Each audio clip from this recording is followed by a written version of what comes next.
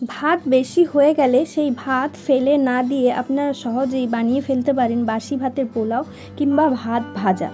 তো ভাত ভাজা বানানোর জন্য এখানে আমি নিয়েছি পটলটাকে আমি ভেজে নেব। আপনারা পছন্দ মতো যে কোনো সবজি নিতে পারেন, পটল, গাজর, বাঁধাকপি, আরও অনেক সবজি যা যা আপনাদের পছন্দ। আমার কাছে এই সামান্য সবজি ছিল, এটা দিয়ে আজ আমি আপনাদেরকে ভাত ভাজা করে দেখাবো। পটলটা ভেজে নেওয়ার পর এবার ভেজে নিচ্ছি আলু ভাজা দেখানোর মতো কিছুই নেই, আপনারা আলুটা এইভাবে কেটে ভেজে নেবেন।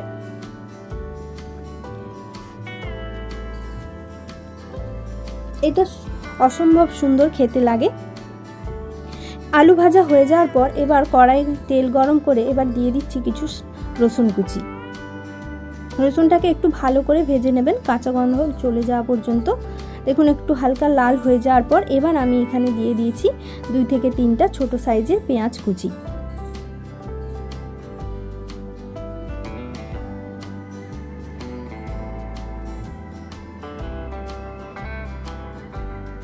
পেঁয়াজটাকে একটু ভেজে নেব।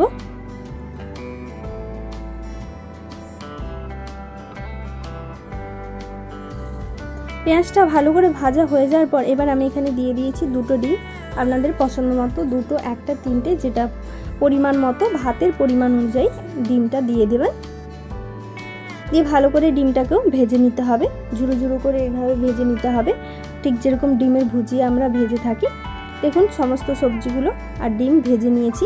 এবার আমি বাসি ভাতটা কড়াইতে দিয়ে ভেজে নেব। এখানে দিয়েছি সামান্য পরিমাণ হলুদ,